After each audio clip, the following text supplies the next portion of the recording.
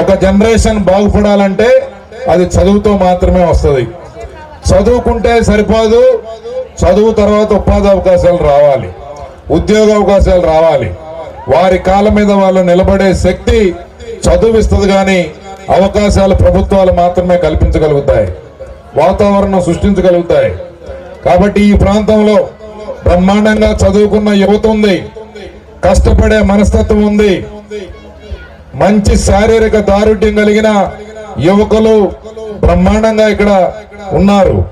వీరందరి యొక్క శక్తిని ఉపయోగించి ఈ ప్రాంతానికి ఏదైనా ఒక గొప్ప ఇండస్ట్రీ కనుక వస్తే ఆ బిడ్డల భవిష్యత్తే కాదు, ఈ ప్రాంత రూపురేఖలు ఖచ్చితంగా మారతాయని చెప్పి అనిపిస్తా ఉంది.